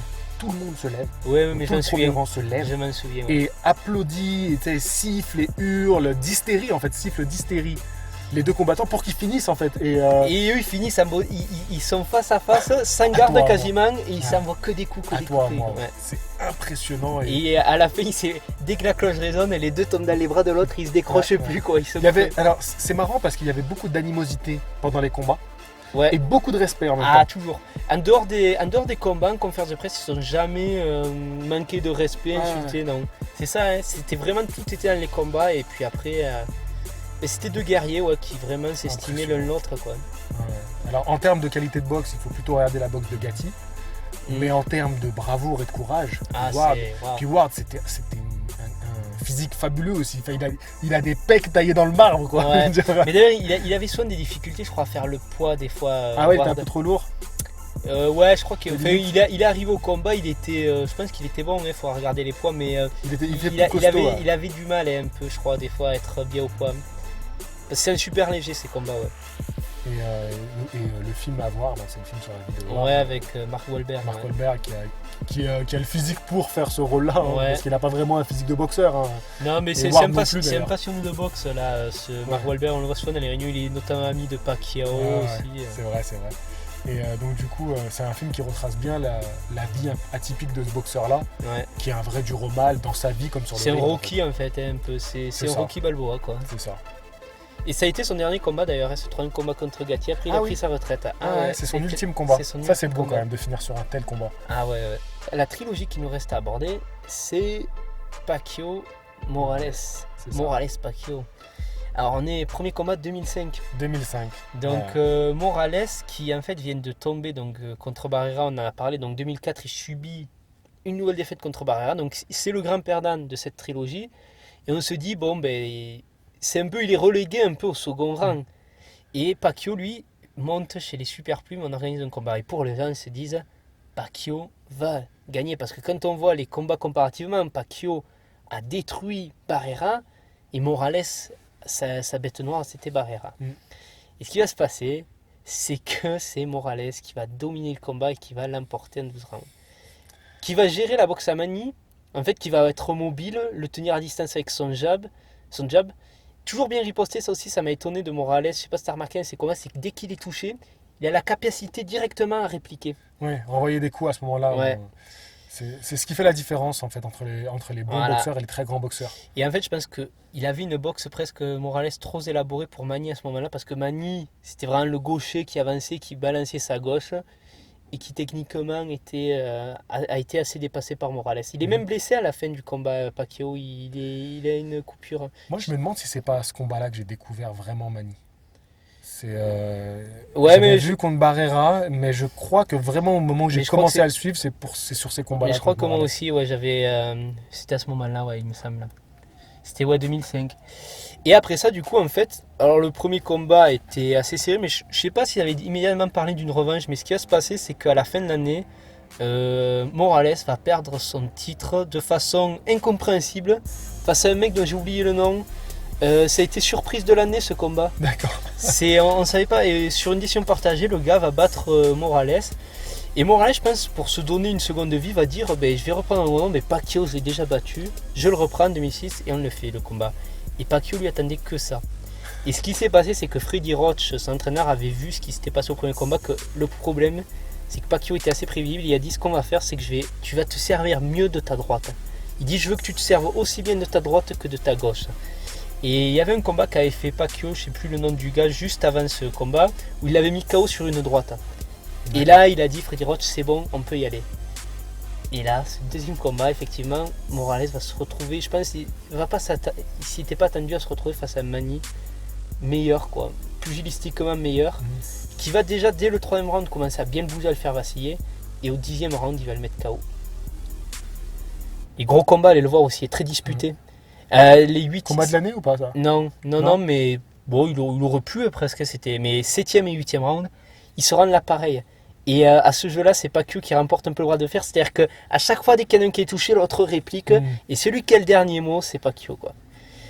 Et donc, après ce combat-là, effectivement, 1-1. Alors, même si Manny, lui, avait une victoire par KO, alors que Morales, elle était au point, on dit il faut une belle. Et la belle, la même année, ouais. On s'attendait à un combat dans la lignée des deux précédents. Et en fait, ça va être très rapide. Pacquiao va littéralement détruire Morales. Une fois au tapis dans le 2e round et 2 fois au tapis dans le 3e. Du coup, ça, c'est la trilogie qui est dans le plus dans la logique des choses. C'est-à-dire qu'au premier combat, Pacquiao a été dominé par un boxeur plus technique. Ouais. Il a réajusté sa boxe. Ouais, il l'a battu. Il l'a battu ensuite, en 10 rounds, donc ça veut dire que c'était quand même assez serré. C'était disputé. Mais il a disputé. Et puis le dernier combat, Pacquiao, il a montré qu'il a vraiment su dominer cet adversaire-là. Ouais. Et il le détruit tout de suite. Donc c'est vraiment montrer que Pacquiao, c'est un vrai grand champion. Ah ouais. Et qu'il a su, en un an, en 2 ans, parce que c'est sur 2 ans, apprendre de sa défaite, s'améliorer et devenir un ultime guerrier. Ouais, c'est ça. D'ailleurs, c'est à ce moment-là, il est élu boxeur de l'année à ce moment-là.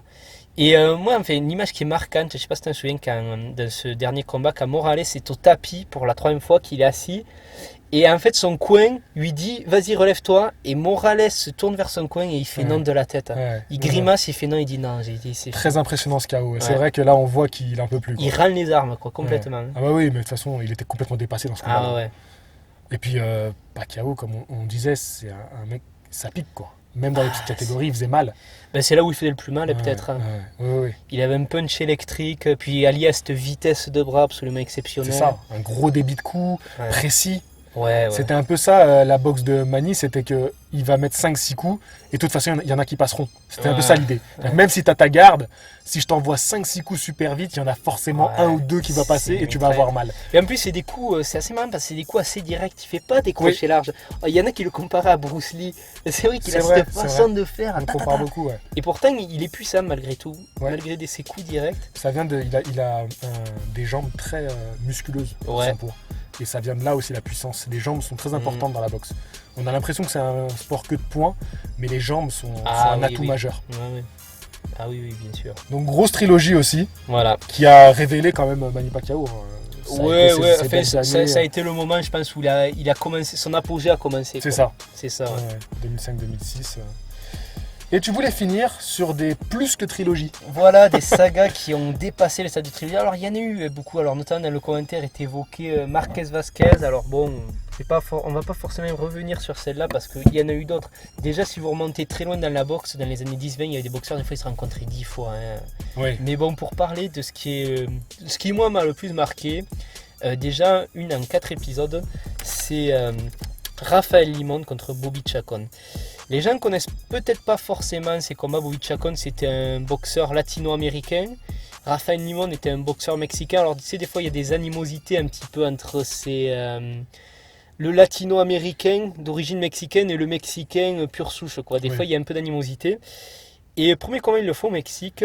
Et Chacon va le perdre par décision unanime. En 12 rounds, c'était en 75. Beau combat où, en fait, c'est un peu du Ward Gatti. C'est-à-dire, c'est à toi, à moi. C'est à toi, à moi. Alors Chacon, c'est le latino-américain ou c'est le pur C'est le latino-américain. Et Limon, D'accord. c'est. Donc il est venu gagner au Mexique. Ah non, il a perdu, Ah justement. non, c'est lui qui a perdu. C'est lui ok. qui a perdu, ouais. Donc il perd au Voilà, Mexique. au Mexique, face à Raphaël Bazooka Limon, on le surnommait parce qu'il avait des gros parpaings lui aussi. Ça a ouais. pu jouer un peu le fait qu'il soit au Mexique face à peut-être un public qui était Qui était pro, plus hostile, ouais. ouais. Mais après, bon, là, ça a été vraiment un petit peu un bras de fer. Moi, j'ai vu que des extraits de ce combat, je vous avoue, j'ai pas réussi à le trouver en entier. D'accord. Mais des extraits que j'ai vus. C'est en quelle année t'as 75. l'année Ah ouais. Et donc, vraiment, échange de coups très gros. Puis après, alors, le deuxième combat qui arrive, alors assez particulier en 79. Alors là, c'est en Californie cette fois. Et donc, pareil, à l'image du premier, c'est-à-dire à toi, à moi.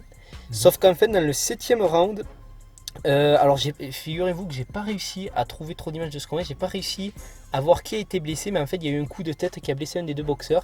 Même sur BoxRec, j'ai pas trouvé lequel des deux a été blessé.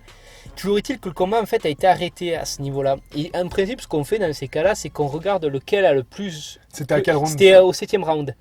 Ouais. Donc Ah, à partir ouais. de ce Normalement, moment-là, c'est le pointage. Ouais. c'est le pointage. Et là, je sais pas pourquoi, apparemment, à cette époque-là, les règles de Californie étaient particulières, ils ont décrété match nul.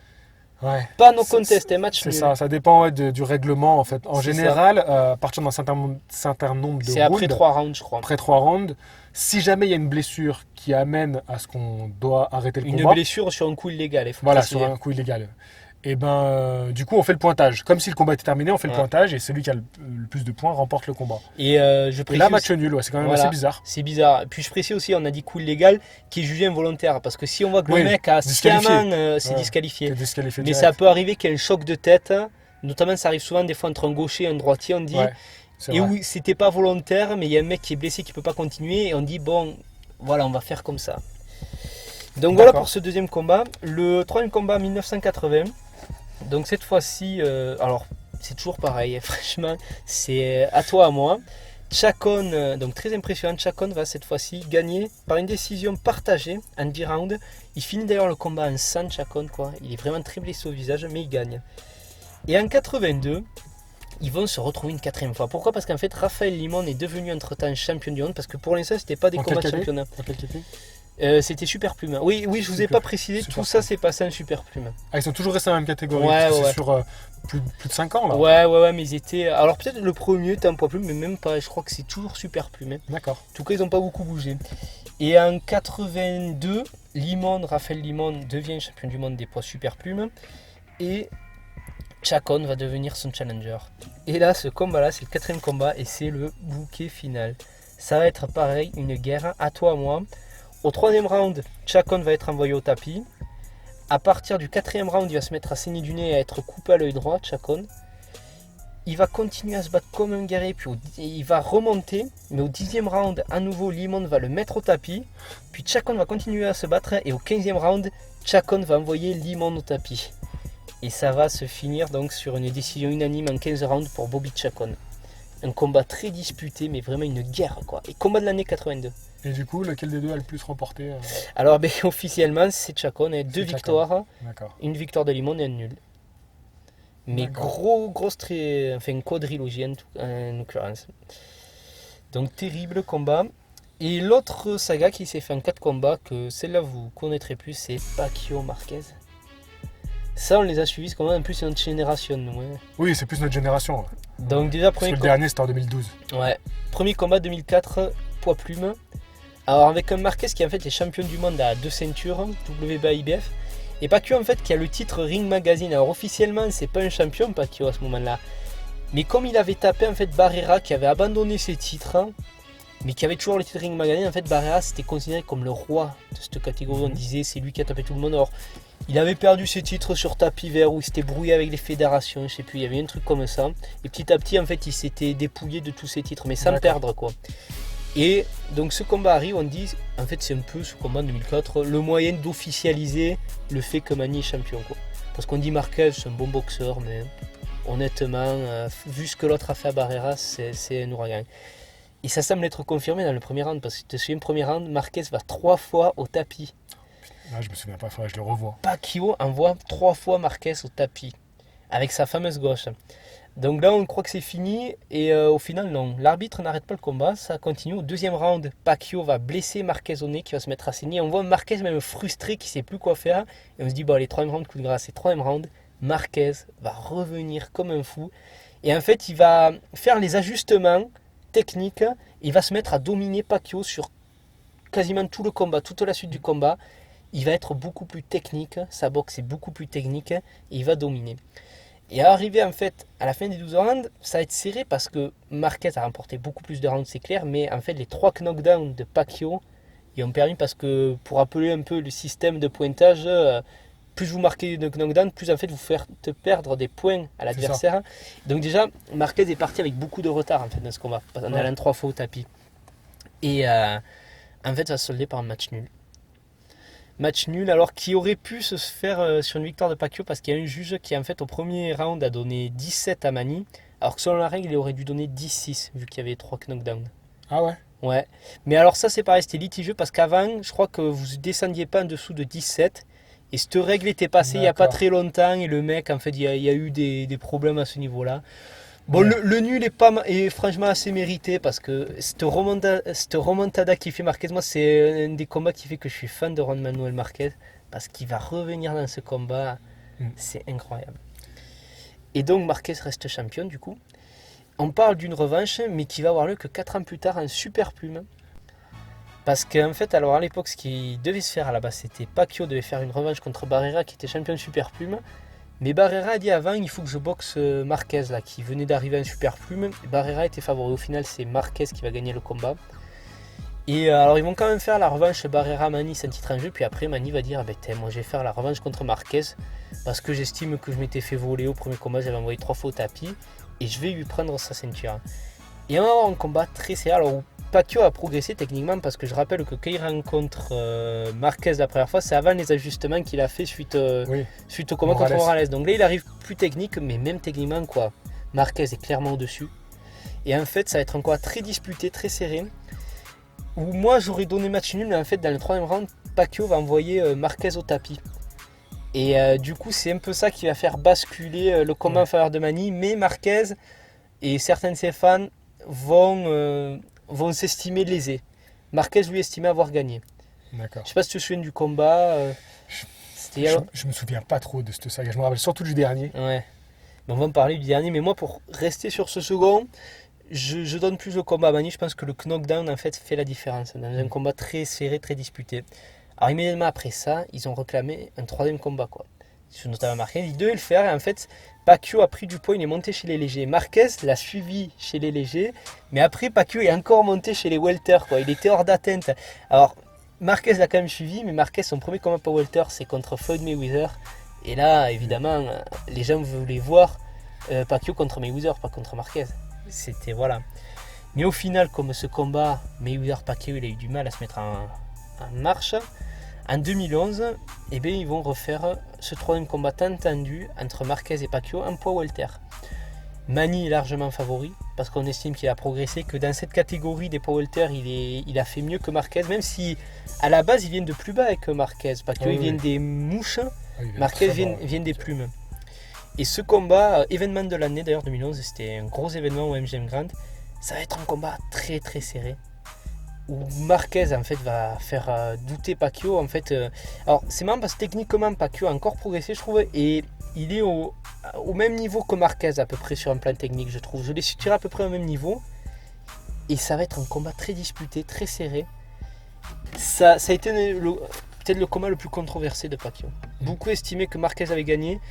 Moi, quand je l'ai vu, j'avais plus Pacquiao, personnellement, mais c'est vrai que c'est très difficile. La balance pourrait très bien pencher du côté de Marquez, quoi. Et en fait, les gens ont dit qu'il faut un 4e combat, mais à la base, certains disaient ouais, mais c'est bon, quoi. Ils vont pas s'affronter pendant des décennies, quoi. Et puis quand même, ils font un 4e combat en 2012. Et à cette époque-là, les deux ils disent bon, écoutez, maintenant il y en a marre. Il faut qu'on règle la question, il faut qu'il y ait un chaos, il faut qu'on y aille parce que là, moi au début, je me suis dit bon, ils font de la promo. Ils font de la promo, mais ça va être le même combat que le 3e. Et au final, ce combat, ça arrive. Donc MGM Grand, très gros événement aussi. Et un Pacquiao, je trouve, qui cette fois, enfin, je sais pas si c'est une des premières rounds, techniquement, je le trouve meilleur que Marquez. Il le contre, c'est-à-dire que c'est lui qui en contre-attaque Pacquiao sur ce combat. C'est la contre-attaque qui va lui coûter le combat. Ouais. Mais enfin, on va voir juste. Donc voilà, pour parler de l'évolution, les 2 premières rounds, moi je trouve Pacquiao domine. C'est-à-dire qu'il contre les attaques de Marquez. Et Marquez a l'air un peu dépassé. Il le met au tapis à un moment. Et alors, attends, non, en fait, les 2 premiers rounds, c'est Pacquiao qui domine vraiment au point. Et puis au 3e round, en fait, Marquez, qui semble plus savoir quoi faire, il décoche une droite et va envoyer Manny au tapis. Et c'est la première fois dans l'histoire de leur rivalité que Pacquiao était envoyé au tapis. Et après ça, Pacquiao va revenir, mais comme un fou. Il va se mettre à agresser Marquez, à le toucher durement dans le 4e round. Dans le 5e, il va envoyer Marquez au tapis. Et je sais pas si tu te souviens de la fin du 5e round où Marquez est en sang, il a le nez en sang, il est acculé dans les cordes et Pacquiao il en met plein la tête. Et de toute l'histoire de leur saga, même tu vois le premier round du premier combat où Marquez va 3 fois au tapis, je trouve que jamais j'avais vu Marquez autant de difficultés dans un combat. Parce que là il a l'air vraiment au bord du chaos. Il est touché, il est dans les cordes et dans le 6e round c'est pareil. Et on s'est dit Manny va l'achever. Au moment où Manny va pour l'achever, Marquez le contre avec une droite terrible et là ce chaos. C'est le chaos qui m'a le plus choqué dans ces 5 dernières années. Je pense même ça remonte en 2012, dans ces 10 dernières années peut-être. Ah ouais, moi je pense que c'est même carrément le chaos qui m'a le plus choqué, tout court. Ah ouais, parce que voir Pacquiao en plus. Parce que c'est vrai, t'as raison, en fait il est dans les cordes. Ouais. Il est acculé dans les cordes. Et oui, il est à ça de perdre, on dirait Marquez quoi. Et donc dos aux cordes, il arrive à faire ce contre au moment où. Parce que Pacquiao il a cette façon de boxer sur la pointe où il fait des petits sauts en fait. Quand il attaque, il s'empale sur cette droite. Et il vient s'empaler, mais complètement sur la droite. Et en plus, alors je crois qu'il y a un ralenti, si vous regardez, je crois qu'ils avaient montré que juste un peu avant le coup, Pacquiao, en fait, qui est gaucher et Marquez qui est droitier, s'est pris un peu son pied droit dans le pied gauche de Marquez et un petit peu tombé sur l'avant, juste au moment du coup. C'est vrai. Et bam, ça l'a pris, mais.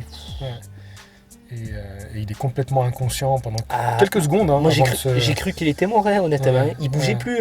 Moi je me revois les images de sa femme en larmes au bord du ring. Sa femme elle veut monter, ils la retiennent.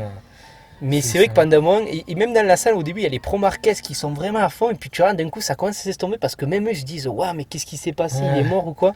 Puis en fait il se relève, ça ira bien quoi. Enfin, même si après ce combat il a plus jamais été le même mec quand même. C'est vrai que ce chaos-là. Ça a été. Moi, j'ai hurlé devant ma télé quand j'ai regardé ce combat-là. Et je le regardais en décalé parce que je voulais pas voir le résultat. Je l'avais pas vu en direct. Donc je le regardais le matin. Et je me souviens, j'ai hurlé quand Pacquiao tombe KO. Mais moi, parce que c'est tellement surprenant, genre, comme tu dis, il dominait et KO. Puis il tombe raide, quoi. Et il y a ma mère qui débarque en mode mais qu'est-ce qui se passe, tu vois. Et moi je fais il y a Pacquiao qui vient de se mettre KO. Ça n'a rien à voir, tu vois. Puis en plus, qu'il le retourne, tu le vois, il est encore inconscient, il a la tête inerte et tout. J'ai dit non, mais il est mort, quoi, c'est pas possible.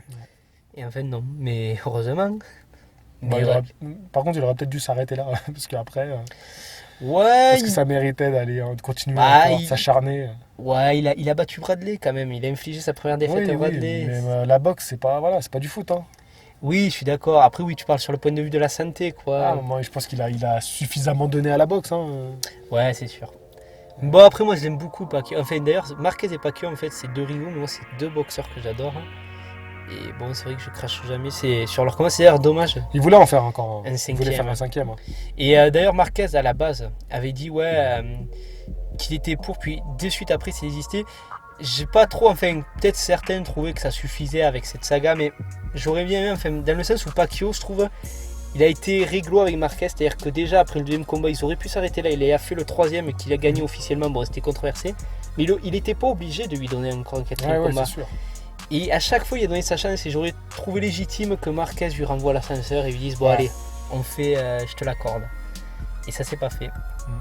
Ça s'est pas Mais pour moi, Marquez, c'est la bête noire de Manny Pacquiao. Complètement. Ouais. Parce que je pense qu'il n'y a aucun boxeur qui l'a autant mis en difficulté que lui. Ouais. Des fois, il y a des boxeurs qui sont fabuleux, mais ils tombent sur un type. C'est ça la boxe aussi. Hein. C'est pas. T'as beau avoir toutes les tactiques que tu veux, tu tombes sur un mec et ce mec-là, il te met dans des difficultés. Mais c'est ça souvent l'histoire des trilogies, des sagas en fait. C'est qu'il y a une difficulté, voilà, qui est. C'est ça, ouais. Et bah c'est sa bête noire. C'est vraiment sa bête noire. Ah ouais, complet. Ouais. Pour finir sur une grande saga. Une autre saga. Sugar Ray Robinson. Voilà. J'ai cru que tu l'avais zappé. Ah non.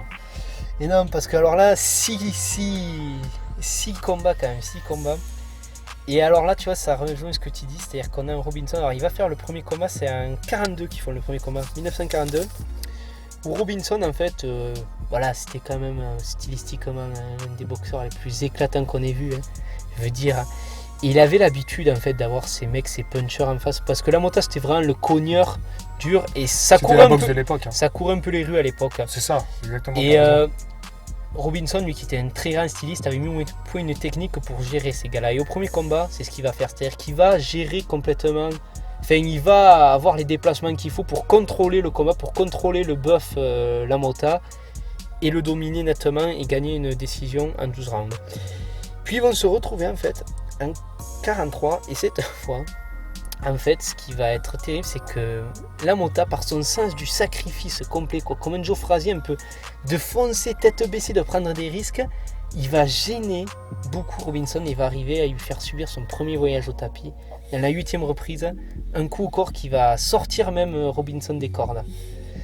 Et... Ah oui, mais c'est cette fameuse photo là, cette photo c'est un classique. Ah oui, on la voit, ouais, où il est dans les cordes, Robinson, là, en V là un peu. C'est ça, mais cette photo elle est légendaire. Elle est légendaire. Hein. Et là, Robinson va connaître sa première défaite professionnelle de sa carrière. Et voilà, Lamota, le premier gars qui a fait tomber Sugar Ray Robinson, il va pas aimer du tout Robinson. Et il va y avoir un troisième combat. Et en fait, c'est là que ça va être terrible. C'est que, comme je vous dis, Robinson avait quelle année le troisième? 43, pareil. 43 aussi. Alors en plus, je crois que c'est 15 jours après le premier combat. Parce qu'à l'époque, c'était... Ah, mais c'était fou à l'époque. Ah ouais. 15 jours après. 15 jours après. Et alors, le truc, c'est... En fait, voilà, Robinson avait l'habitude de ce genre de gars. Mais Lamota, il avait un truc en plus qui fait qu'avec son sens du sacrifice, comme je disais, il gênait Robinson. Et ça, Robinson n'arrivait pas à comprendre. Il disait, putain, mais ce mec-là, techniquement, il est pas... Mais il a tellement... il arrivait à le gêner. C'est un peu ce que tu disais, quoi, par rapport à Pacquiao et Marquez. Et troisième combat, Robinson, une fois encore, va aller au tapis dans la 7e reprise sur un terrible crochet du gauche. Il va quand même gagner le combat en 10 rounds, mais il va y avoir controverse. Hein. C'est-à-dire que les gens vont dire non, c'était la montagne, il l'a envoyé au tapis. Ils vont faire un 4e combat en 1945. Et là, Robinson va gagner par décision unanime en 10 rounds. Et cette même année 45, ils vont se retrouver par un combat en 12 rounds où Robinson va l'emporter par décision partagée en 12 rounds. Donc des combats serrés. En 44, ils n'ont pas combattu, c'est ça? Non. D'accord. Non. Et donc voilà, 5 combats déjà. Donc Robinson vainqueur puisqu'il en a gagné plus. Ouais. Bah, il en a perdu qu'un du coup. Il en a perdu qu'un, voilà. Sur les 5 premiers. Sur les 5, voilà. Et ça aurait pu s'arrêter là, puisqu'ils avaient déjà fait leur truc. Mais ce qui se passe, c'est qu'entre-temps, Lamota va monter de poids, parce que j'ai pas précisé, c'était un poids welter, c'est comment. Ouais, c'est ce que j'avais demandé au niveau du poids. Voilà, ouais. Et Jake LaMotta va monter et va aller en poids moyen, où il va détrôner notre Français Marcel Cerdan pour prendre le titre mondial, qui va défendre. Et puis Robinson, lui, voulait aller, il était champion poids welter. Il voulait aller en poids moyen parce que c'était là où il y avait toutes les grandes stars et ça rapportait plus, quoi. Il n'y avait pas de super welter, c'était welter moyen. Ah ouais, le super welter n'existait pas encore. Et il va monter, et donc le champion, puisqu'il n'y avait qu'une fédération à l'époque, le champion c'est Jake LaMotta. Donc 6e combat, et pour vous dire à quel point il s'aimait ces deux-là, c'est que le 6e combat il le fixe le jour de la Saint-Valentin. Et le combat qui va être appelé le massacre de la Saint-Valentin, ça va être un combat mais d'une violence inouïe, où ça va être assez disputé, puis LaMotta va finir par baisser de rythme, et Robinson, notamment dans le 13e round, il va le mettre KO technique au 13e round, LaMotta est pris dans les cordes, et il se prend un déluge de coups, une punition, Et là, c'est la fin, quoi. Donc quelle année, rappelle-moi juste. Alors ça, c'était en 1951. Ah, 51 le dernier. Ouais. Ah ouais, ça fait un gros écart par rapport à leur 5e combat. Et oui. Ben ouais, c'était 6 ans après. Ah ouais. D'accord. T'as donc 6 fois ils sont affrontés. 6 fois. D'ailleurs, c'était à la fin, Jake LaMotta, qui avait son cabaret, qui sortait des blagues un peu foireuses. Il avait dit Oui, c'est vrai. j'ai tellement boxé Sugar Ray Robinson que j'ai failli en faire du diabète. Oui, parce que pour ceux qui ne comprennent Voilà. pas, sugar, le sucre. Hein. Le sucre, voilà. Beaucoup considèrent Robinson comme le plus grand Ouais, de toute l'histoire. de Toi, toute l'histoire, de toi, toute catégorie confondue. Toi, tu l'estimes comment? Personnellement, moi, j'étais assez. En fait, je voulais savoir sur cette réputation de Robinson. J'ai étudié beaucoup le personnage. Et pour moi, ouais, moi, je le T'es considère d'accord aussi comme le plus grand de tous les temps. Ouais. Tu sais que mon grand-père l'a croisé. C'est vrai? Putain, mon grand-père, j'ai appris ça il y a quelques jours. Moi, je suis fan de boxe, il Ah le ouais sait. Il m'a dit ça il y a quelques jours. Eh bien, Il l'a croisé dans Lyon. mais figure-toi que c'est marrant. Alors, moi, mon grand-père l'avait pas directement croisé. Mon grand-père, en fait, était journaliste. Et à l'époque, Sugar Ray Robinson, à un moment, il avait arrêté la boxe après 51. Il avait fait une petite carrière, tu sais, il faisait des claquettes dans un cabaret ou quoi. Il était passé faire une tournée en France. Et mon grand-père, s'en souvient, il était passé en France et ça avait fait un bide. Dans la salle, je crois, je sais plus où il m'a dit c'était à Marseille, ça avait fait un bide, il n'y avait personne. Et quand je lui parle de Sugar Ray Robinson, c'est ça qui lui se souvient, quoi. Ouais, il faisait des combats d'exhibition en France. Il était Ouais. venu, parce qu'à cette époque-là, il voyageait beaucoup, les champions. Ouais, mais il est resté un moment en France, Ouais. Robinson. Il a fait une tournée en France où il a fait plusieurs combats. Bah Ouais. voilà, à mon avis, c'était à ce moment-là. Et il a dit il y avait une effervescence dans Lyon, il y avait des gens et tout dans la rue. Et il l'a croisé, mais comme tu croises quelqu'un de lambda, quoi. Ouais. Et il a croisé Robinson, quand même, qui est une Ah, légende. Hein. C'est incroyable. Mais il était apprécié surtout en France parce qu'il avait battu Jake LaMotta plusieurs fois et qui nous a battu justement notre Ouais, Marcel ouais. Cerdan. Donc c'était la revanche. Et c'était un peu le bad boy aussi, la Mota. C'était Ouais, le mec à abattre. complet, ouais. D'ailleurs, LaMotta, si vous lisez ses mémoires dont est tiré le film là, de Scorsese, Raging Bull, il raconte que ce qu'il n'avait pas apprécié, LaMotta, c'est que quand Sugar Ray Robinson a pris sa retraite définitive, comme ça avait été, ce boxeur, voilà, ça avait été une légende, ils ont organisé vraiment un truc et tout avec tous ses anciens grands adversaires. Il y avait Rocky Graziano, Carmen Basilio, Kid Gavilan, enfin tous ces mecs-là. Et le seul qui n'y était pas, c'était LaMotta. Il dit, moi, le premier mec qui ait battu Sugar Ray Robinson, qui a été son rival, qui l'a boxé 6 fois, j'étais pas invité. Parce que, ouais, il avait une sale réputation, LaMotta. C'est ça. Ouais. Mais oui, pour en revenir à ta question, moi, effectivement, j'estime que Robinson, je me range du côté de ceux qui disent que c'est le C'est plus vrai. grand de tous les temps. Notamment parce que il a révolutionné la boxe. C'est-à-dire, il y a eu un avant et un après C'est vrai, Robinson. c'est vrai. Il a inspiré Ali, il a inspiré... Mais souvent, Léonard. les grandes aires de boxeurs, c'est des mecs qui ont un Ouais. truc différent et qu'après tout le monde imite. C'est ça. Et dans tous les sports, hein, Voilà. c'est pas que la boxe. Puis il avait tout, je veux dire, le mec, moi, enfin, Sugar Ray Robinson, pour moi, en fait, c'est un peu si vous avez fait un mélange entre Sugar Ray Leonard et Thomas Hearns. Ouais. Pour moi, c'est ça, quoi. Ouais, je vois ce que tu veux dire. Ok, bon bah très bien. Mais voilà. Et ben, Ça vous fera des combats à aller voir. ouais, grave. Maintenant, j'espère que cette longue vidéo vous aura plu. Je vous dis à la prochaine. Fighting!